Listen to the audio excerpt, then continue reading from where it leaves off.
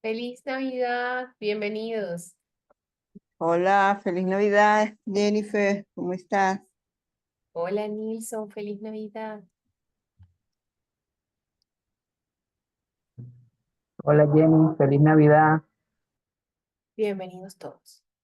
Este ejercicio de 12 Noches Santas es la primera vez que se realiza de forma virtual con diferentes personas de Venezuela, tratando de regalarlo al país y a cada una de nuestras familias. Nuestra intención es empezar a crear lo más importante del trabajo en la antroposofía y es crear comunidad. Por eso, las 12 noches santas que van a ser explicadas una vez ingrese todo el quórum a la sala, tienen una razón y una dirección. Cómo vivirla es muy personal y muy íntimo.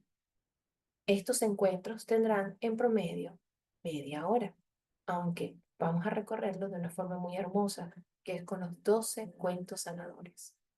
Cada día, uno de los miembros, puede que se repitan, puede que no, va a leer el cuento correspondiente al día.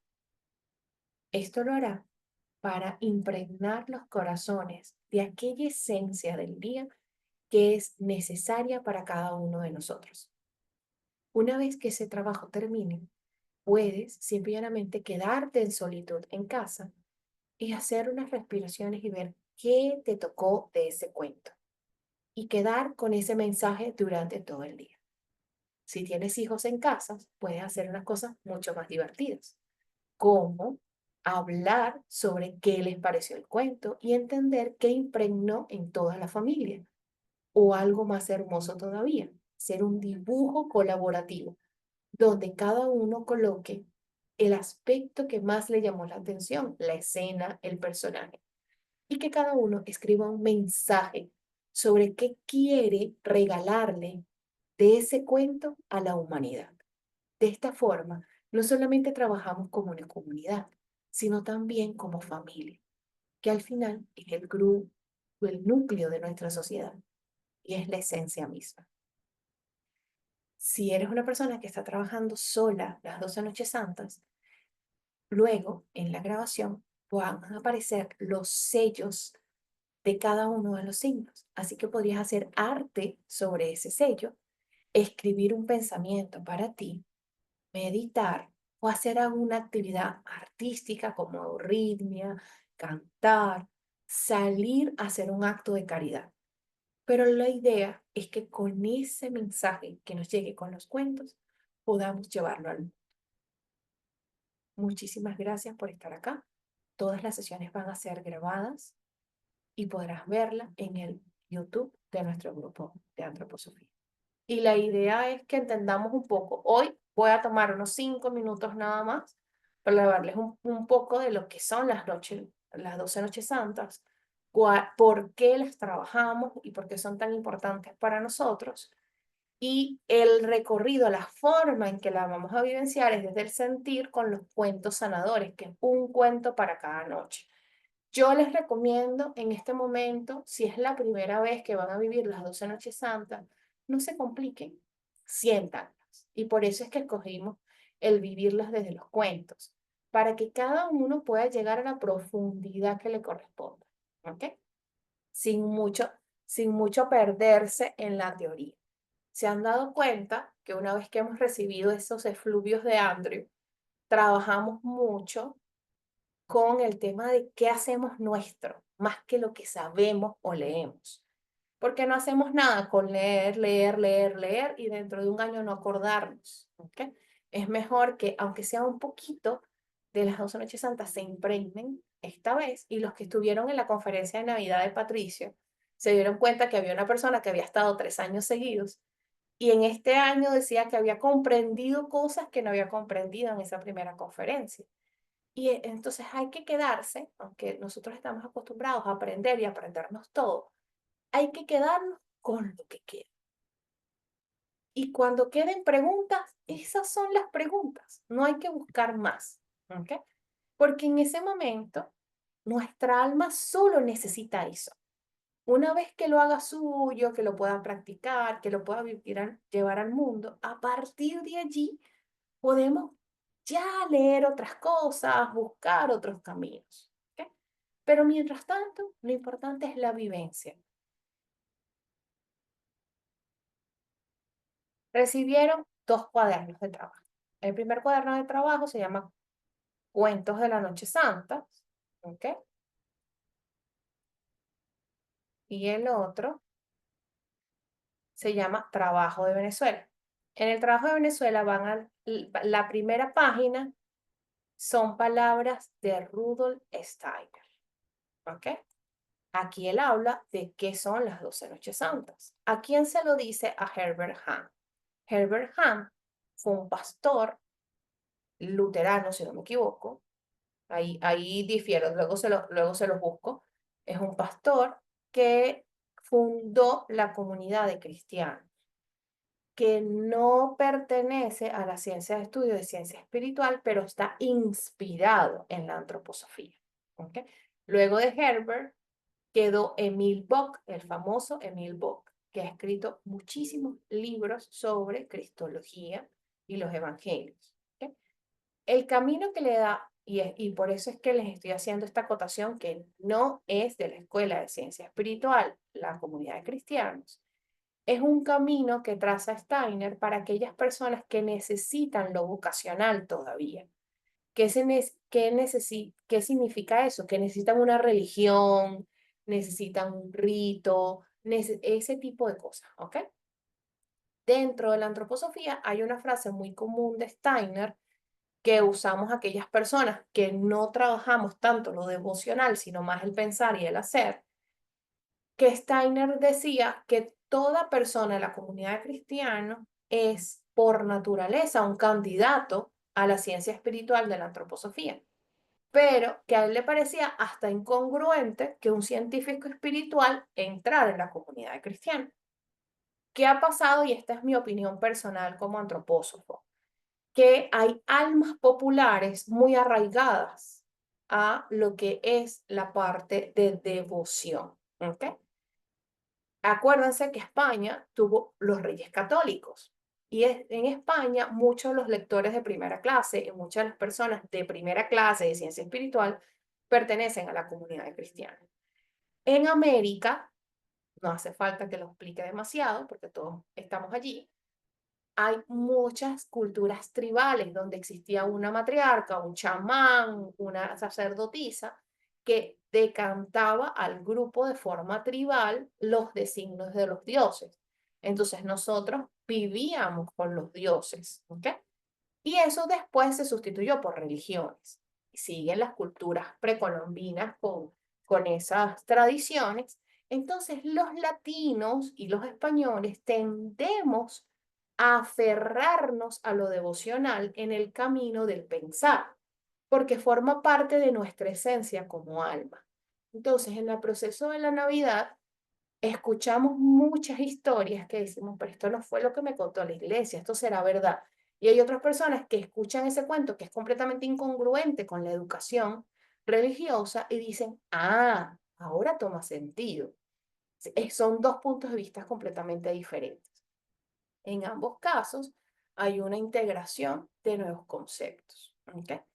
Entonces, estas 12 noches santas, en el primer paso fue por Rudolf Steiner a Herbert Hahn, y como estas personas seguían el camino devocional, y es un camino donde Dios está afuera y me llega su imagen y yo la llevo al mundo, el recorrido es exactamente al del zodíaco.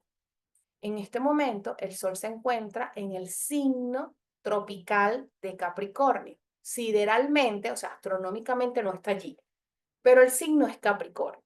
Entonces van a ver muchas personas que las 12 noches santas las van a recorrer comenzando en Capricornio. Pero luego llegó un antropósofo ruso que se llama Sergei Prokofiev y que se considera que es uno de los más elevados antropósofos que hemos tenido en el último siglo y propone un camino distinto, pero desde las jerarquías. Las jerarquías de lo más bajo, que sería el hombre, hasta el Cristo o Dios Padre del creador de todo lo que conocemos en la Biblia, ¿okay? El que descansó el séptimo día. Entonces, entre todos esos caminos hay justamente 12 estadios, ¿ok?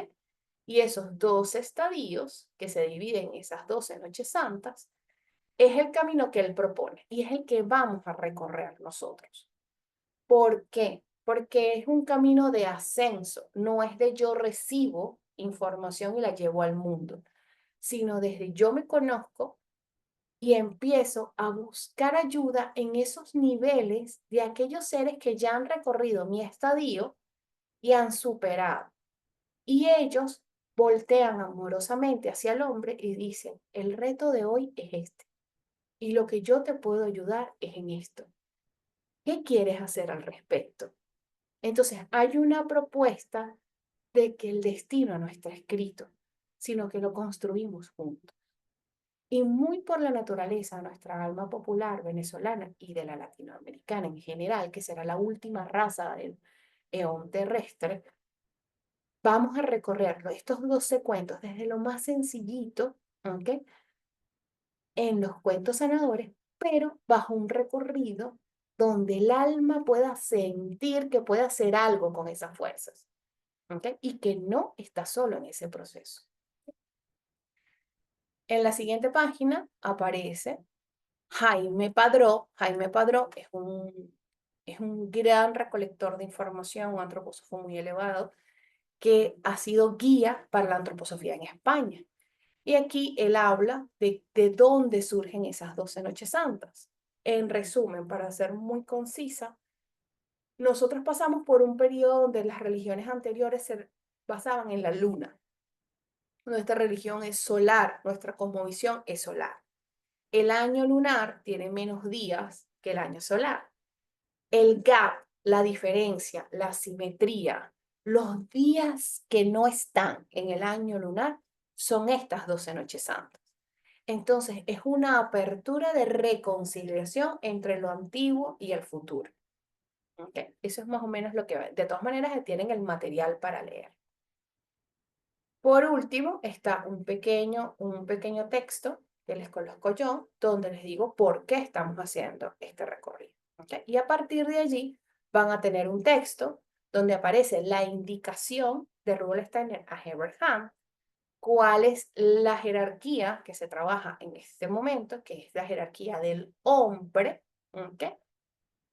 Y aquí lo que vamos a trabajar es tratar de construir el pensar. ¿Okay? En la primera noche santa recibimos de la constelación de Piscis impulsos para afirmarnos sobre nuestros pies y erguirnos, que son las condiciones básicas para alcanzar la libertad individual, meta para la cual nos dirigimos a la Tierra como seres individualizados. En la madrugada o en el amanecer del día 25, enciende una vela que deja que el silencio y la devoción penetren en el alma y la frágil luz de la vela ilumine nuestro espacio interior. Y que en la vivencia de tu propio yo, la verdadera luz solar del yo de Cristo se haga presente. En esta noche, los sabios de la humanidad vierten bendiciones de sabiduría, forman un círculo protector alrededor nuestro, emanando una fuerza que necesitamos para afirmarnos en nuestros pies y tomar nuestro destino en nuestras propias manos. Vamos a quedarnos allí. El texto tiene incluso un poema que las personas que quieran trabajar cómo se viven las 12 noches santas, en este momento voy a leerles el cuento del pescador y su mujer. Ese es nuestro trabajo grupal, pero después de esto nos vamos a despedir, vamos a ir cada quien a sus actividades. Durante el día pueden tomar este verso y tratar de hacer un dibujo, pueden hacer una meditación.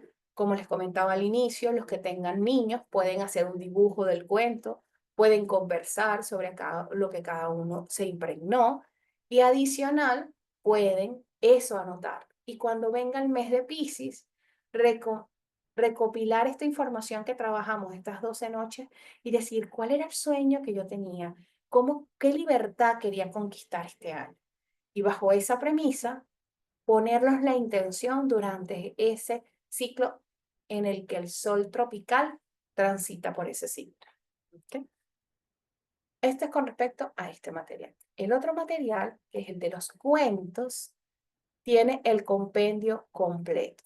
Por ahí alguien me dijo, por ahí alguien me comentó que tenía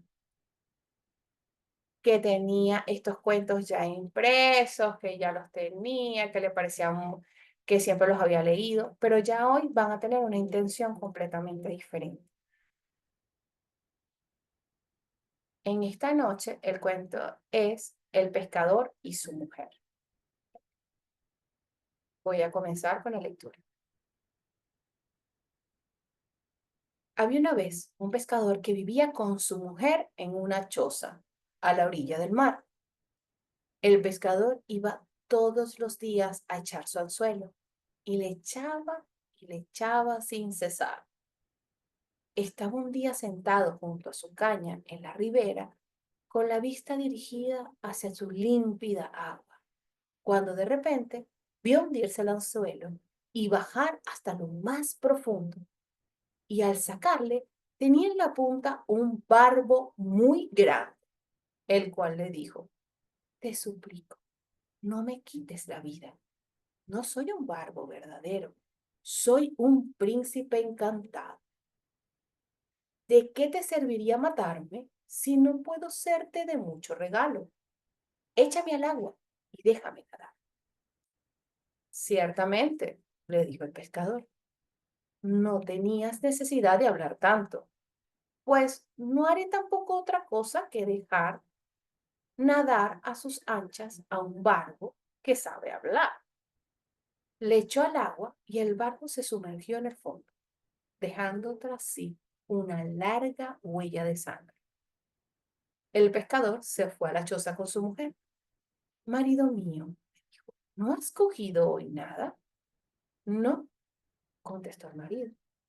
He cogido un barbo que me ha dicho ser un príncipe encantado y le he dejado nadar lo mismo que antes. ¿No le has pedido nada para ti? Replicó la mujer. No, repuso el marido. ¿Y qué había de pedirle? Ah, respondió la mujer. Es tan triste, es tan triste vivir siempre en una choza tan sucia e infecta como esta. Hubieras debido pedirle una casa pequeñita para nosotros. Vuelve y llama al barco. Dile que quisiéramos tener una casa pequeñita. Pues nos las dará seguro. Ah, dijo el marido. ¿Y por qué devolver? ¿No le has cogido, continuó la mujer, y dejado nadar como antes? Pues lo harás. Ve corriendo. El marido no hacía mucho caso. Sin embargo, fue a la orilla del mar. Cuando llegó, la vio toda amarilla y toda verde. Se acercó al agua y dijo: tararira ondino, hermoso pescado, pequeño vecino. Mi pobre Isabel grita y se enfurece. Es preciso darla lo que se merece. El barbo avanzó hacia él y le dijo: ¿Qué quieres? Ah, repuso el hombre, hace poco que te he cogido. Mi mujer sostiene que hubiera debido pedirte algo. No está contenta con vivir en una choza de juncos. Quisiera una mejor casa de madera. Puedes volver, le dijo el barbo, pues ya la tiene. Volvió el marido y su mujer no estaba ya en la choza, pero en su lugar había una casa pequeña y su mujer estaba a la puerta, sentada en un banco. Le cogió de la mano y le dijo: Entra y mira, esto es mucho mejor.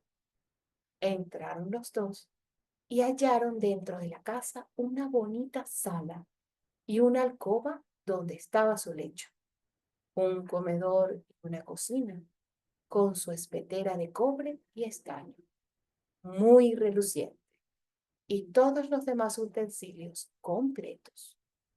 Detrás había un patio pequeño con gallinas y patos, y un canastillo con legumbres y frutas. ¿Ves? Le dijo la mujer. ¡Qué bonito es esto!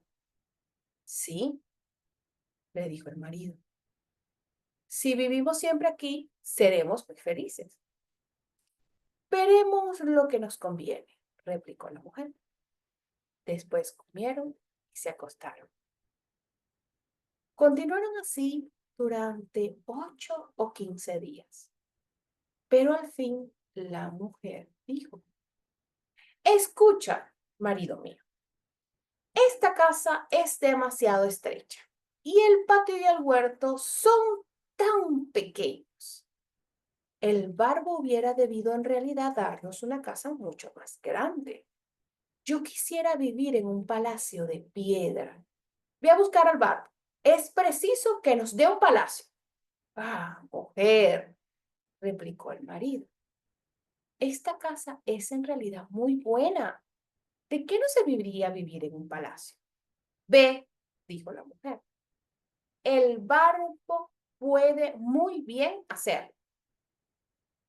No, mujer, replicó el marido. El barbo acaba de darnos una casa. No quiere volver. Temería importunar. Ve, insistió la mujer. Puede hacerlo y lo hará con mucho gusto. Ve, te digo. El marido sentía en el alma dar este paso y no tenía mucha prisa, pues se decía: no me parece bien. Pero obedeció, sin embargo. Cuando llegó cerca del mar, el agua tenía un color violeta y azul oscuro, pareciendo próxima a hincharse. No estaba verde y amarilla como la vez primera. Sin embargo, reinaba la más completa calma. El pescador se acercó y dijo: Tararira ondino, tararira ondino, hermoso pescado, pequeño vecino. Mi pobre Isabel grita y se enfurece. Es preciso darla lo que se merece. ¿Qué quiere tu mujer? Dijo el barco. Ah, contestó el marido turbado. Quiere habitar un palacio grande de piedra. Vete, replicó el barco. La encontrarás a la puerta. Marchó el marido, creyendo volver a su morada. Pero cuando se acercaba a ella, vio en su lugar un gran palacio de piedra. Su mujer se hallaba en lo alto de las gradas. Iba a entrar adentro. Le cogió la mano y le dijo: Entra conmigo. La siguió. Tenía el palacio un inmenso vestíbulo, cuyas paredes eran de mármol. Numerosos criados abrían las puertas con gran estrépito delante de sí. Las paredes resplandecían con los dorados y estaban cubiertas de hermosas colgaduras. Las sillas y las mesas de las habitaciones eran de oro. Veíanse suspendidas de los techos millares de arañas de cristal. Y había alfombras en todas las salas y piezas. Las mesas estaban cargadas de los vinos y manjares más exquisitos, hasta el punto que parecía iban a romperse bajo su peso. Detrás del palacio había un patio muy grande que parecía con establos para las vacas y caballerizas para los caballos y magníficos coches.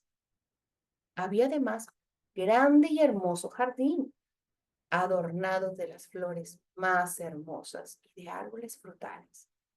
Y por último, un parque de no menos de una legua de largo, donde se veían ciervos, gamos, liebres y todo cuanto se pudiera padecer.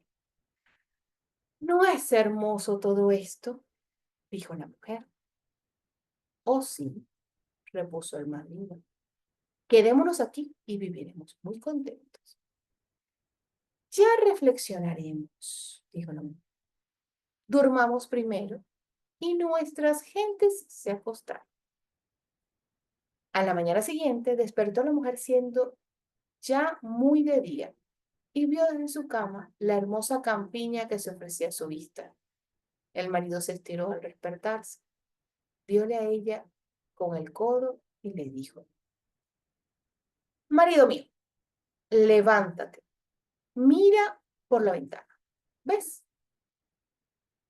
¿No podríamos llegar a ser reyes de todo este país? Corre a buscar al barbo y seremos reyes. Ah, mujer, repuso el marido, ¿y por qué hemos de ser reyes? Yo no tengo ganas de ser. Pues si tú no quieres ser rey, replicó la mujer, yo quiero ser reina. Ve a buscar al barbo. Yo quiero ser reina. Ah, mujer, insistió el marido, ¿para qué quieres ser reina? Yo no quiero decirle eso. ¿Y por qué no? Dijo la mujer. Ve al instante, es preciso que yo sea reina. El marido fue, pero estaba muy apesadumbrado de que su mujer quisiese ser reina. No me parece bien, no me parece bien en realidad. Pensaba para sí, no quiero ir. Y fue, sin embargo. Cuando se acercó al mar, estaba de un color gris. El agua subía a borbotones desde el fondo a la superficie y tenía un olor fétido. Se adelantó y dijo: Tararara, tararira ondino, hermoso pescado, pequeño vecino. Mi pobre Isabel grita y se enfurece. Es preciso darla lo que se merece. ¿Y qué quiere tu mujer? Dijo el barbo. Ah, contestó el marido. Quiere ser rey. Vuelve, ya lo es, replicó el barbo. Partió el marido y cuando se acercaba al palacio, vio que se había hecho mucho mayor y tenía una torre muy alta decorada con magníficos adornos. A la puerta había guardias de centinela y una multitud de soldados con trompetas y timbales. Cuando entró en el edificio, vio por todas partes mármol del más puro, enriquecido con oro, tapices de terciopelo y grandes cofres de oro macizo. Le abrieron las puertas de la sala. Toda la corte se hallaba reunida y su mujer estaba sentada en un elevado trono de oro y diamantes. Llevaba en la cabeza una gran corona de oro. Tenía en la mano un cetro de oro puro, enriquecido de piedras preciosas. Y a su lado estaban colocadas en doble fila 6 jóvenes, cuyas estaturas eran tales que cada una la llevaba a la cabeza a la otra. Se adelantó y dijo: Ah, mujer, ¿ya eres reina? Sí, le contestó, ya soy reina. Se colocó delante de ella y la miró. Y en cuanto la hubo contemplado por un instante, dijo: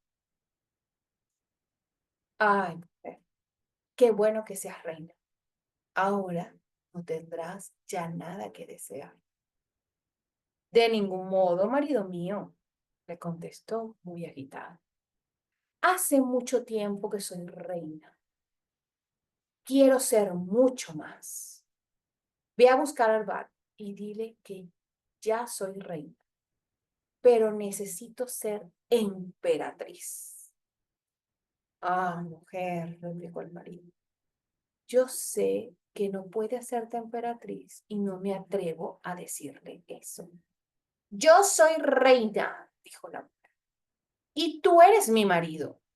Ve, si ha podido hacernos reyes, también podrá hacernos emperadores. Ve, te digo.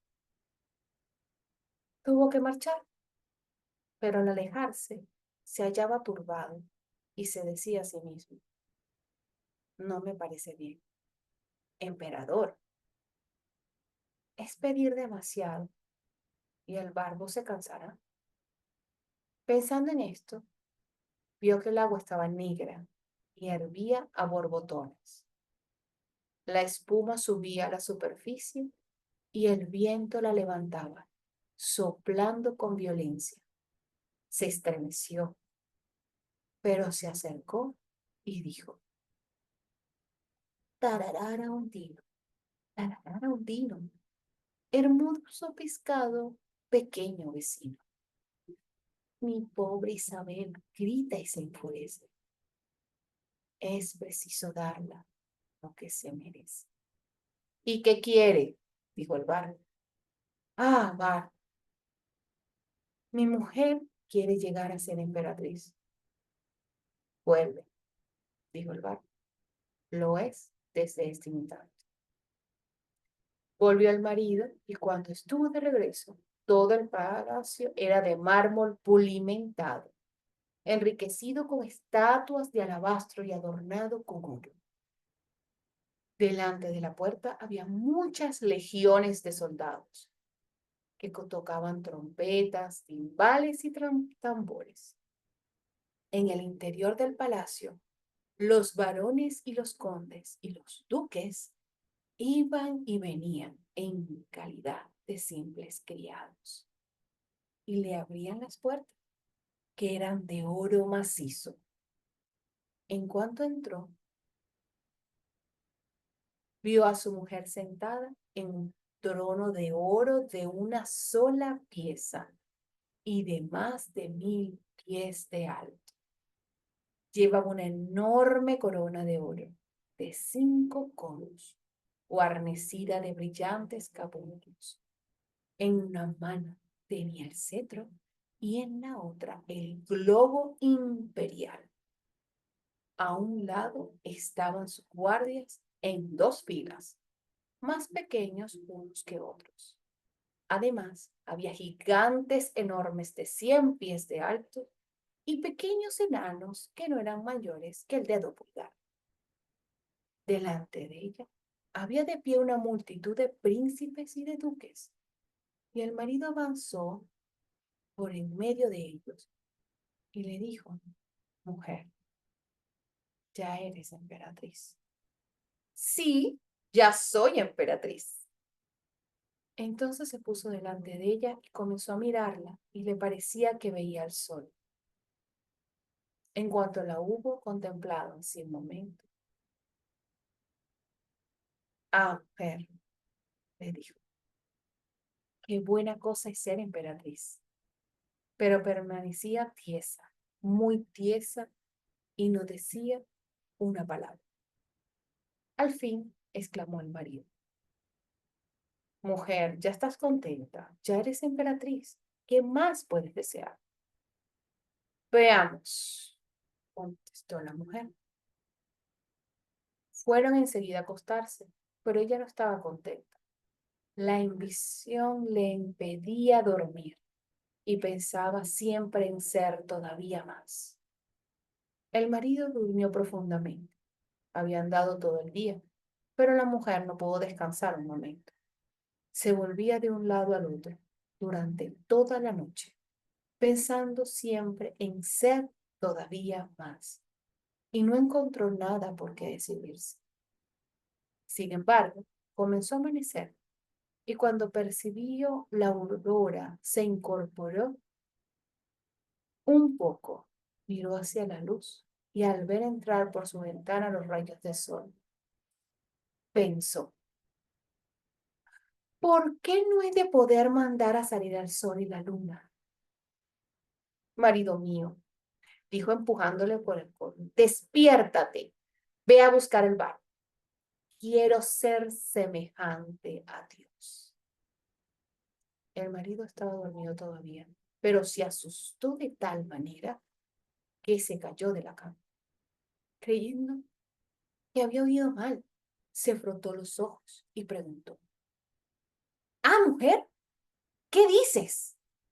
Marido mío, si no puedo mandar salir al sol y a la luna, y si es preciso que los vea salir sin orden mía, no podré descansar y no tendré una hora de tranquilidad, pues estaré siempre pensando en que no los puedo mandar a salir. Y al decir esto le miró con un cejo tan horrible que sintió bañarse todo su cuerpo de un sudor frío. Ve al instante. Quiero ser semejante a Dios. Ah, mujer, dijo el marido arrojándose a sus pies. El barbo no puede hacer eso. Ha podido muy bien hacerte reina y emperatriz, pero te suplico, conténtate con ser emperatriz. Entonces echó a llorar. Sus cabellos volaron en desorden alrededor de su cabeza. Despedazó su cinturón y dio a su marido un puntapié gritando: no puedo contentarme con esto. Marcha al instante. El marido se vistió y rápidamente se echó a correr, como un insensato. Pero la tempestad se había desencadenado y rugía furiosa. Las casas y los árboles se movían. Pedazos de roca rodaban por el mar y el cielo estaba negro como la pez. Tronaba, relampagueaba y el mar levantaba olas negras tan altas como campanarios y montañas, y todas llevaban en su cima una corona blanca de espuma. Púsose a gritar, pues apenas podía oírse él mismo sus propias palabras. ¡Tararara hundino! ¡Tararira hundino! Hermoso pescado, pequeño vecino. Mi pobre Isabel grita y se enfurece. Es preciso darla lo que se merece. ¿Qué quieres tú, amigo?, dijo el barco. Ah, quieres ser semejante a Dios. Vuelve, la encontrarás en la choza. Y a estas alturas viven allá todavía.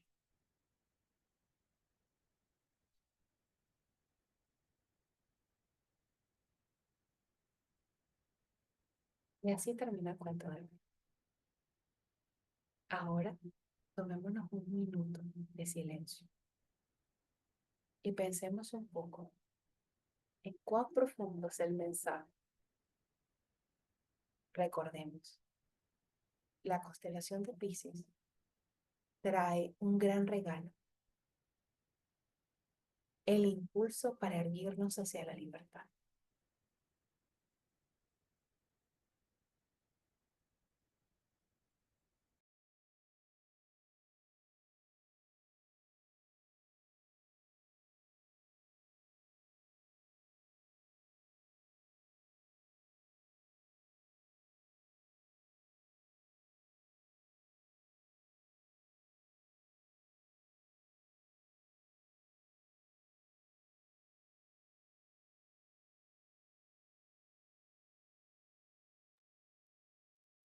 ¿Hay alguien que quiera compartir algo sobre el cuento?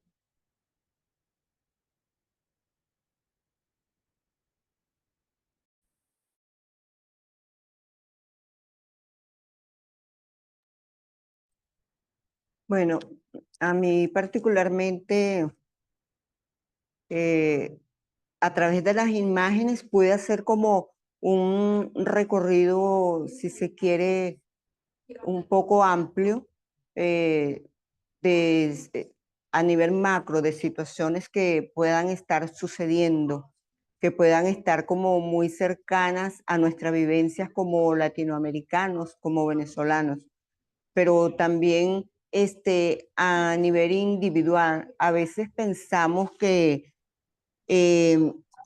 que no somos insensatos en muchas ocasiones, o podemos pensar que no tenemos como que esa mala ambición, ¿no? Pero nos hace como un recorrido, un llamado, que a veces son de repente pequeñas cosas en las cuales nosotros nos empecinamos, y que de verdad lo que nos hace es atar a este mundo físico y no nos permite crecer con esas ataduras. Gracias, Pina. Painet.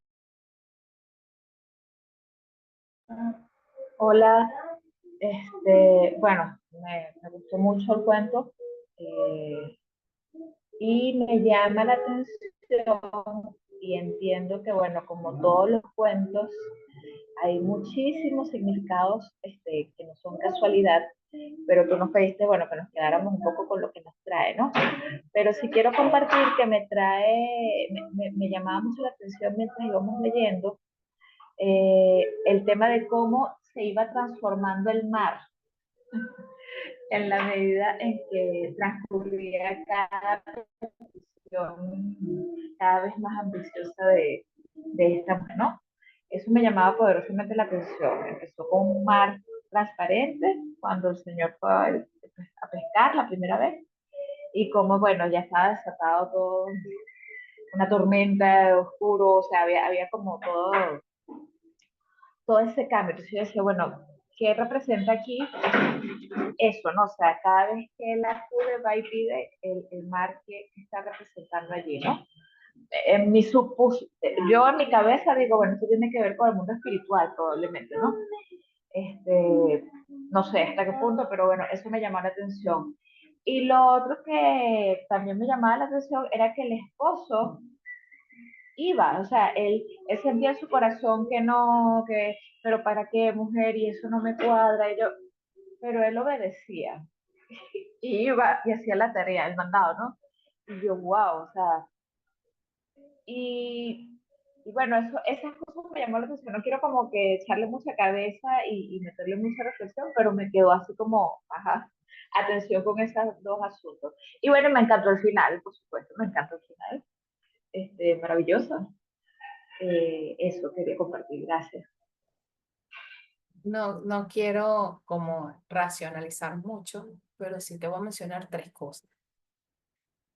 Cuando uno se forma como cuentacuentos, yo no soy formada como cuentacuentos, pero dentro de la pedagogía de emergencia, parte de la pedagogía es leer cuentos de hadas.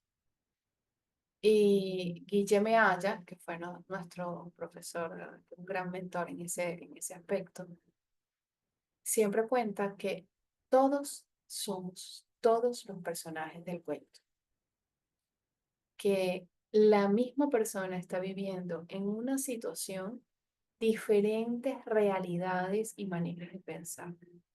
Entonces, en algunos momentos en un cuento, el personaje principal es el espíritu o es el alma, y hay una madre, hay una madrastra, hay unos procesos. Eso es con respecto para decirte que general, cuando vemos un cuento y analizamos un cuento, realmente estamos hablando de nuestra propia biografía, de nuestro propio ser interno. Cada personaje es una manifestación de nuestro ser. Entonces, cuando lo vemos desde ese punto de vista, hay algunas cosas que toman algo de sentido. Y lo otro que quiero comentar es Piscis, y aquí hay un bardo que es un pez. ¿Y donde vive el pez? Vive en el agua. Esa es la segunda cosa. La tercera pista es que lo vamos a ver en el libro de Teosofía, que el mundo astral es un mundo que se ejemplifica con el agua. ¿Ok? Entonces allí también hay otras cosas que se pueden ver cuando vemos instintos, apegos, emociones.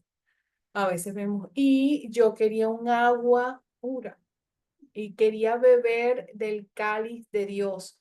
Quería ser como Dios emocionalmente en mi espíritu, en mi cuerpo astral. Entonces, hay muchas connotaciones que cuando empiezas a estudiar los cuentos, para poder aplicarlos como sanación y aprender a hacer cuentos sanadores para niños que no pueden dormir o que tienen trauma, pues simplemente utilizas estos elementos como el agua, la tierra, el oro, todos tienen un simbolismo y hay que empezar a conocerlos para el que quiera conocerlos. Pero lo importante es lo que resuena en tu alma y ahí es donde nos tenemos que quedar por ahora. Doris,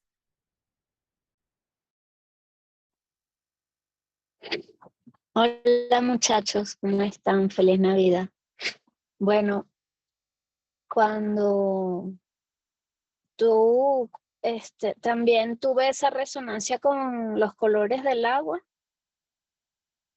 y lo recordé cuando Fainet lo dijo. Entonces, me acordé de algo que me dijo Alexis esta mañana cuando nos despertábamos, que él lo había leído y dice, me dijo, cuando Tony me fue a buscar al terminal, yo le dije, hijo, nosotros cuando hacemos cosas que están mal hechas o incorrectas, creamos seres oscuros, creo que fue que me dijo, seres oscuros, espirituales oscuros, algo así, alrededor de nosotros. Entonces, esas cosas atraen más cosas oscuras. Entonces yo le pregunté, ay, Alexi, o sea, no le pregunté, le dije, tú ya me habías dicho eso en algún momento y yo lo había olvidado. ¿Y por qué le dijiste eso?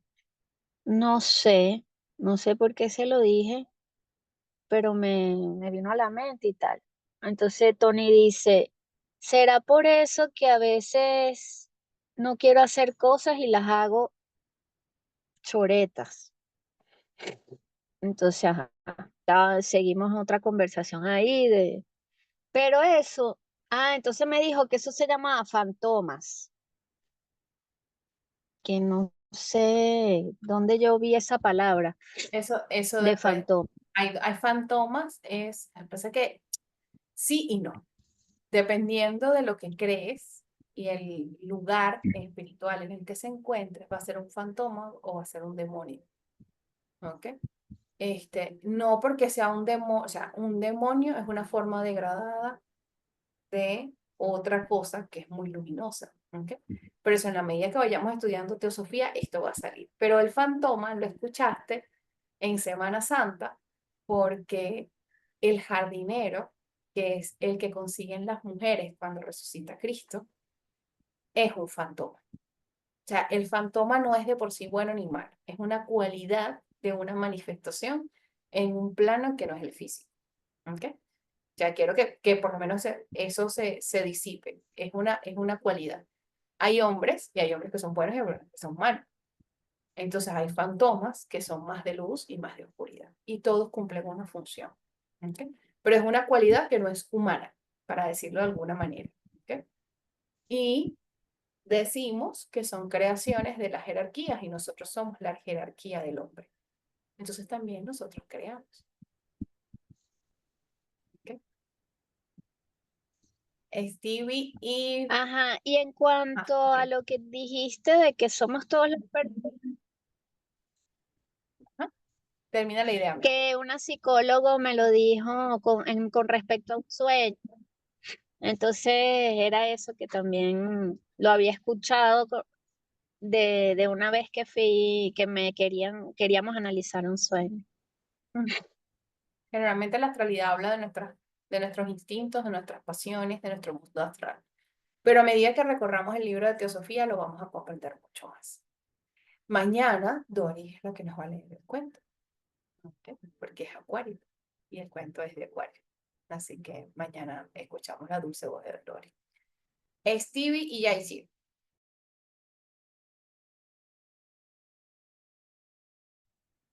Hola, feliz Navidad, Feliz Navidad, ¿cómo están? un abrazo. Bueno, quería compartir, súper agradecida y sorprendida esta mañana cuando recién hoy, digamos, ya poniéndonos al día a ver si habías mandado qué material, leímos lo de las 12 noches que habías mandado y también la maestra Patricia había mandado por el grupo de estudio el cuento para hoy.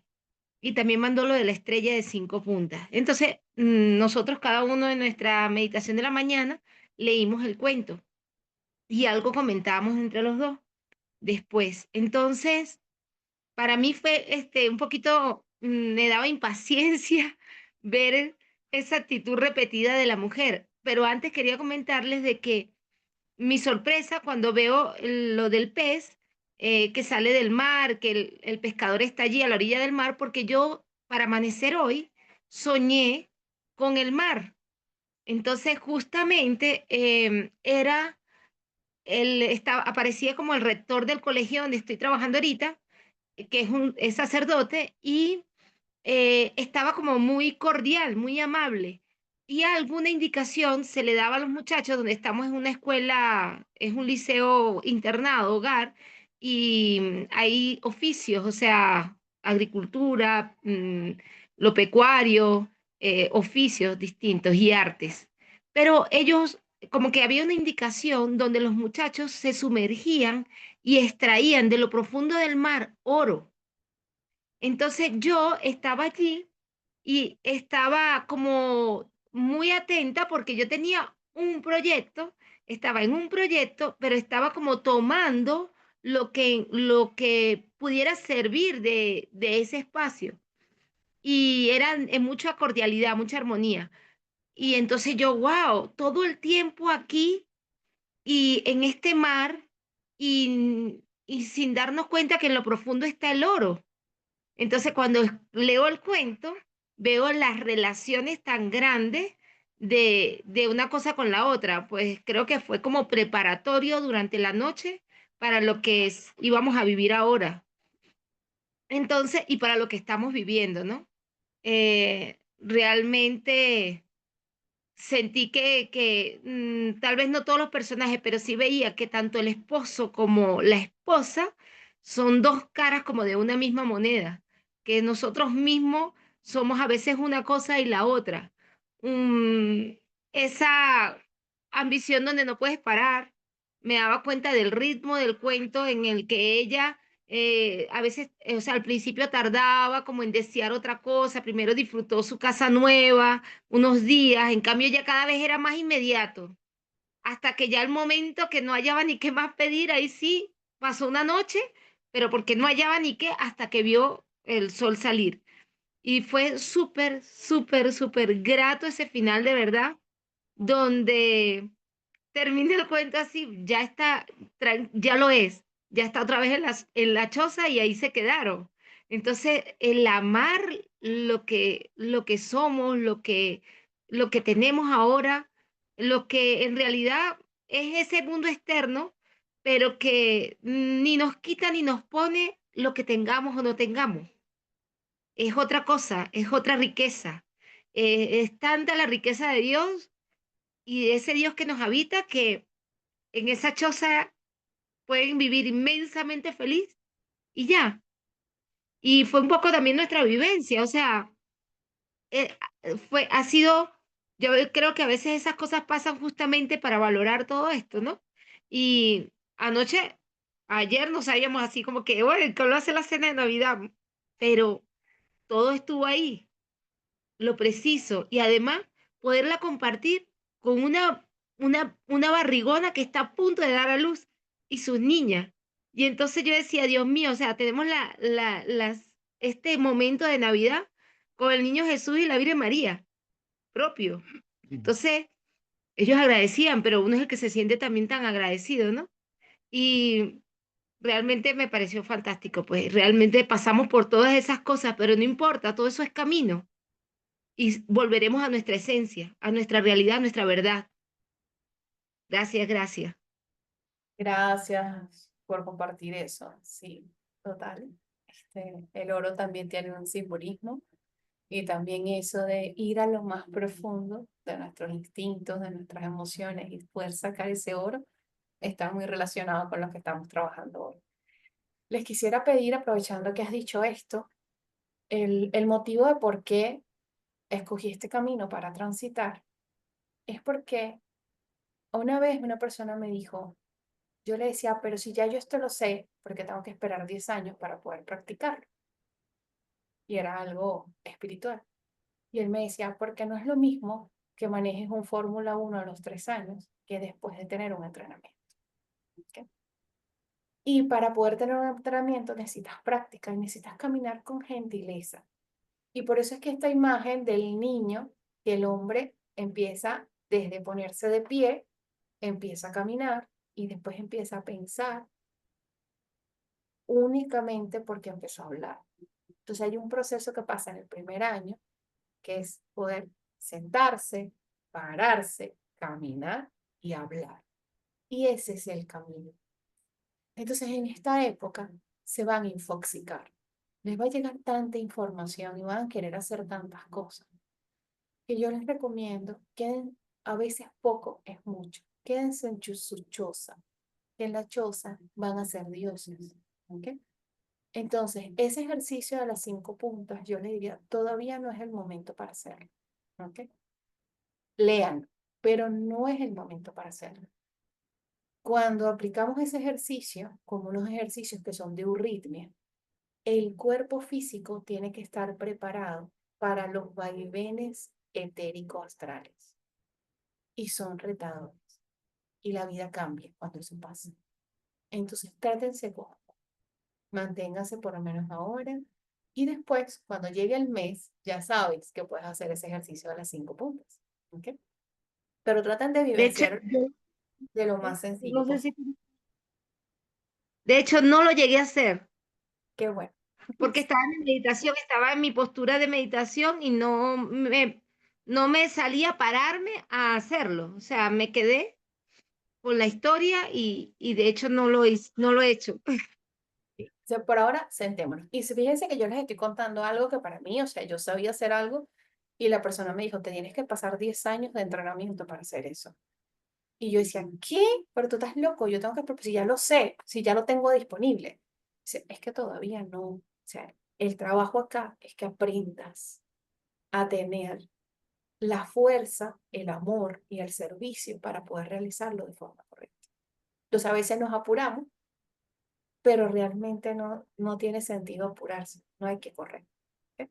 Con que nos quedemos con esa imagen, fíjate que, hola Miguel, con esta imagen del cuento, de que es Piscis, de que está el pez, de que está el agua, de cómo cambia, de cómo la diferencia entre el esposo y la esposa, cómo ese ritmo, ese reconocimiento del ritmo, que primero son 8 días, después es al día siguiente, después el mismo día, después ni siquiera puede sostenerse. Entonces, el comentario que hizo Doris, de cuando nosotros caemos, eso viene y prácticamente come de nosotros y se exacerba en nosotros.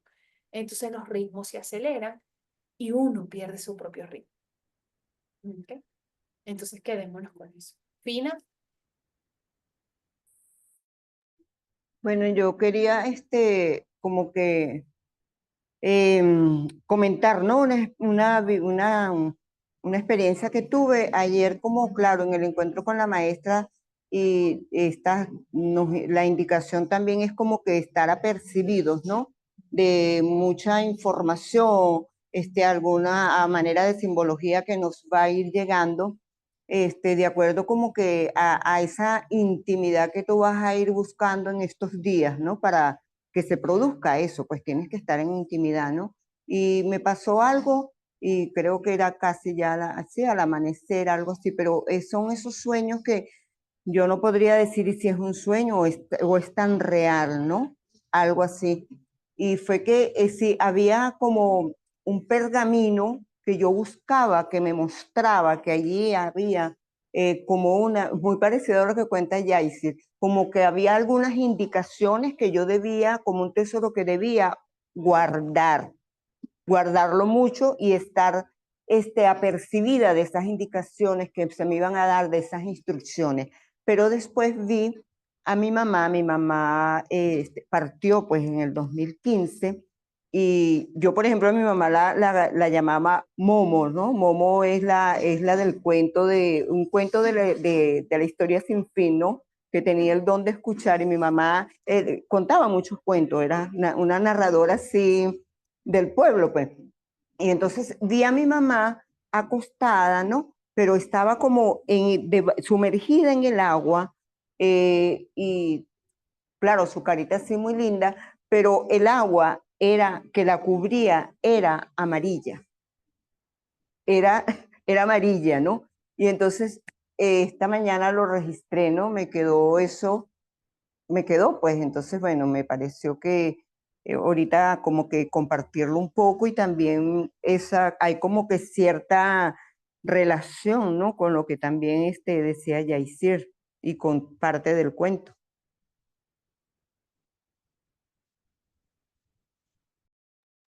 Gracias. Si alguien más quiere compartir algo, Sí, Jennifer. Lo que pasa es que no Juan. consigo la manito. Ajá, tranquila. Ok. Sí, quería Luego, hacer Miguel. 3 comentarios. Bueno, en el cuento uno lo que aprecia también, al principio uno imagina que la mujer es una persona muy ambiciosa, ¿no? Pero en la medida en que transcurre el cuento, te das cuenta que más bien es una persona insatisfecha. Y el barbo lo que hizo fue ser, bueno, realmente el Dios era él era la persona más, el ser más inteligente. Y se imaginaría, esta señora no quiere, no necesita nada. Esta señora lo que está es inconforme con todo lo que tiene o con ella misma. Y terminó llevándola a su lugar de origen, pues. Quizá a partir de allí empezaría a aprender todo lo demás, ¿no? Otra cosita que tú comentaste de los cuentacuentos y que cada quien lee un cuento, pues en el fondo todos los personajes que están allí son parte de él mismo, ¿no? Pero también tenemos que pensar que el cuento lo escribe un escritor, una persona, y en el fondo también esos seres están dentro de él. Y quizá lo que hace es transmitírnoslos a nosotros eh, desde sus textos, desde sus palabras, y nosotros lo vamos a asumir desde nuestras vivencias y desde nuestros aprendizajes. Eso es lo Y hermoso del cuento y del arte, sí, que, y que de la tú lectura en sabes. general. Ujú. Hay otra cosita que yo vi cuando leía Jennifer que me gustó muchísimo y lo quería comentar en este texto que dice que cuando somos niños y nos ponemos de pie, cuando vencemos la fuerza de la gravedad, esto significa una gran conquista y es una condición para el desarrollo del pensamiento. Entonces, eh, qué, qué interesante eso, porque primera vez que lo leo, que ese impulso de la niñez, que ese impulso de tu poder andar, es lo que te va a permitir lo que tú vas a tener por toda tu vida, que es el pensamiento. Y después tú reflexionas y dices, bueno, es que solo andando puedo pensar, solo reconociendo mi entorno es que yo voy a poder pensar. Entonces me pareció una frase muy bonita y quería como sacarla a colación aquí en la conversación.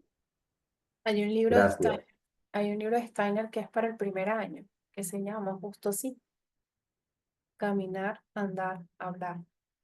Y habla de ese desarrollo de la importancia y cómo eso luego se vincula con el poder pensar. Yo debo tener por allí una versión fusilada, que la voy a buscar, el que lo quiera, por favor, me escriben por privado y yo se lo hago llegar. Es el primer año, esa es la conquista del primer año. Miguel, ¿Cómo? Miguel y luego Irving. Hola, mi bella. Hola con Hola, todos. feliz ¿Cómo Navidad. están? Feliz Navidad. A ver, primero, felicitarte por la forma que narraste el cuento, porque me dejé llevar y claro, me pongo a pensar en los primeros años de un niño, el cobijo y la seguridad que debe de sentir, incluso para imaginativamente irnos a todos esos rincones, ¿no? Y también me hizo pensar de aquellas personas que por algún motivo de su vida hay un remesón en esa época, ¿sí? Y yo creo que tuve esos remesones, más que seguro, más que firmado te lo doy.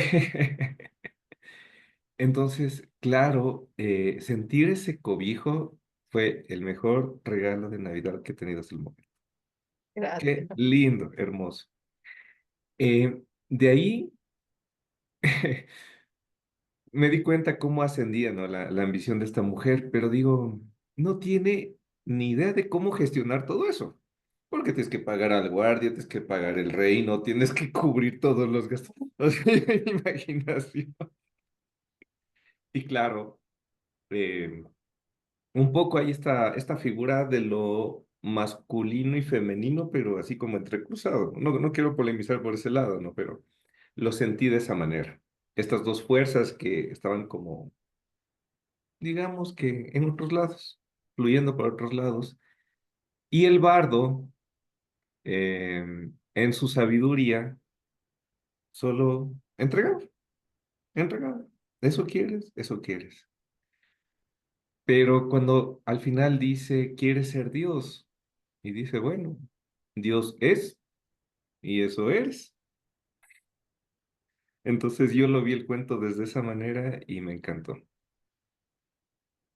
Y en esto de los arquetipos de los cuentos, generalmente el varón significa el yo espiritual, el yo que empieza a erigirse, o el espíritu, y la figura femenina o las contrafiguras femeninas son cualidades del alma o manifestaciones del alma.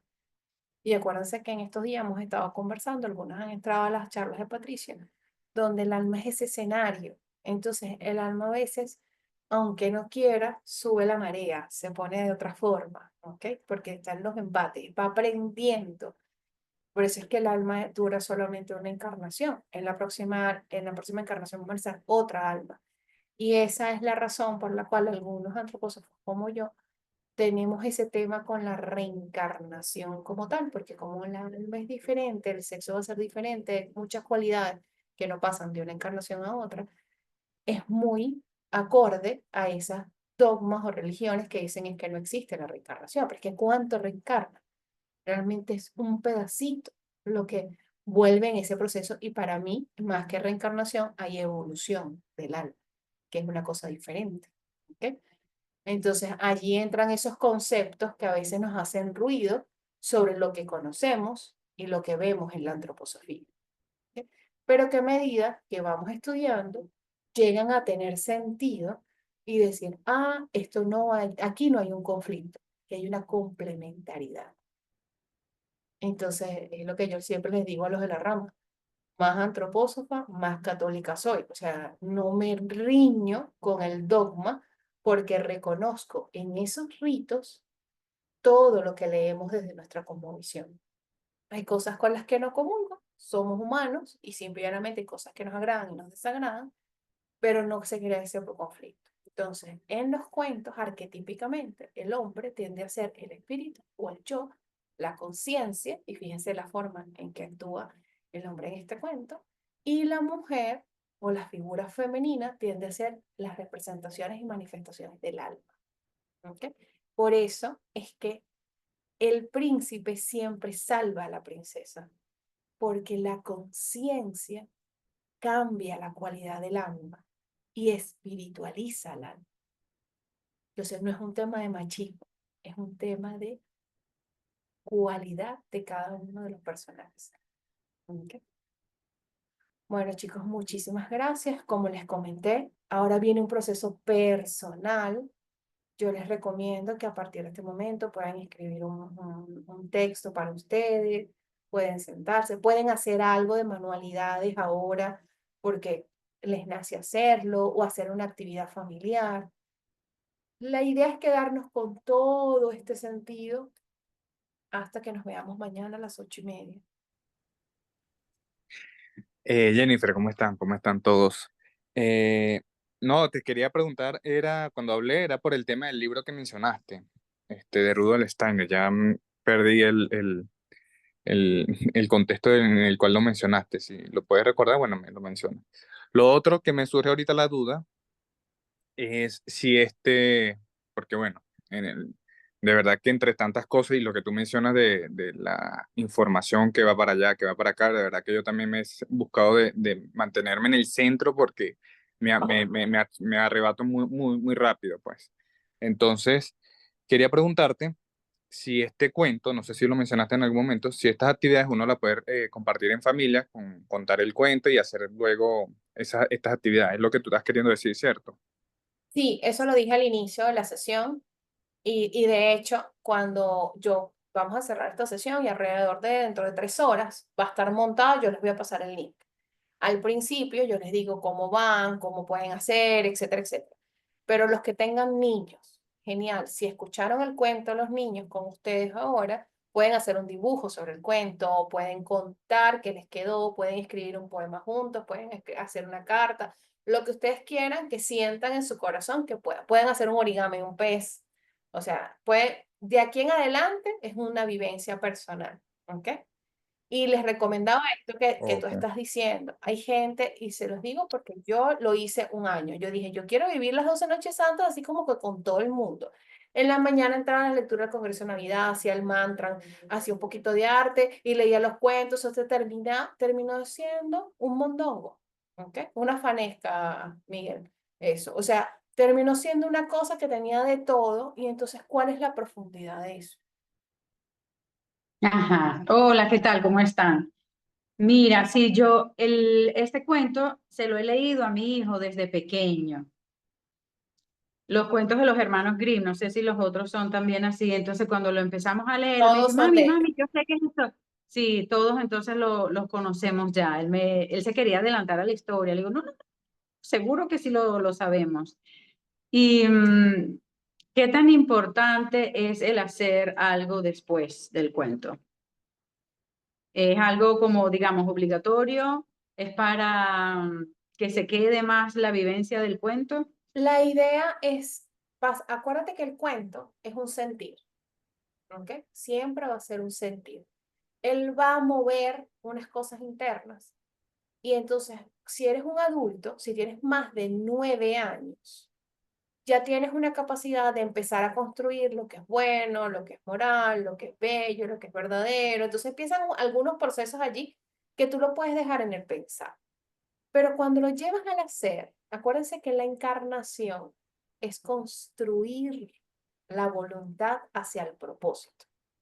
Entonces, cuando haces un acto después de un proceso del sentir, eso te canta de una forma diferente, se asiente. Y probablemente se te va a olvidar, lo vas a dejar allí, pero dentro de 3 o 4 años vas a decir, wow, por este trabajo que hice, que era tan sencillo como hacer un mandala, pintar un mandala sobre un pececito, ¿ok? Mira cómo me ayudó a anclar esto para mi alma. ¿Ok? Entonces siempre es importante vivenciar desde la transformación de la unidad humana. Siempre tratar de llevar del pensar, sentir y hacer. ¿Qué hemos hecho ahorita? El proceso de pensar. ¿Ok? Entonces ya hicimos el sentir, ya hicimos el pensar. Podemos hacer. El hacer puede ser meditar, el hacer puede ser dibujar, el hacer puede ser cocinar un rico pescado con tu hijo, ¿ok? Pensando en la historia, ¿ok? O sea, este bardo no cumplió los deseos y lo haces hasta de forma jocosa si quieres. Pero unir esos tres ayuda a que el alma vaya nutriéndose y lleve los tres procesos. Porque ¿qué es lo que hemos logrado como humanos? Estamos como esa gente que se ejercita, como esos fisicoculturistas que se ejercitan los brazos y tienen unas canillas así, dos piernas de garza, ¿ok? Entonces, pensamos mucho y entonces hacemos campanadas y cantadas, hacemos sentir, pero no lo llevamos al hacer, ¿ok? O hacemos de todo, pero no le ponemos pensar y vamos dando tropezones por ahí, ¿ok? Entonces, cuando vas haciendo los procesos tratando de unir las tres puntas, entonces ya no tienes dos canillitas de garza, tienes un cuerpo armónico, ¿ok? Espero que la imagen haya servido. Un poco graciosa, pero espero que haya servido la imagen. ¿Ok? Bueno, mis amores, gracias por acompañarnos. Tomamos más tiempo. Recuérdense que hoy era como para más conversar y todo. Ya mañana hacemos la lectura del cuento. Comenzamos, nos saludamos, hacemos la lectura del cuento, hacemos un pequeño esbozo de qué y nos vamos, ¿ok? Tratemos de mantener la media hora porque sé que a muchos todavía les toca trabajar, ¿ok? Un beso a todos. Feliz día. Chao, Gracias. gracias. Igualmente, chao, Gracias, chao. Juan. Feliz Navidad para todos. Gracias, Feliz Navidad. gracias. Feliz día.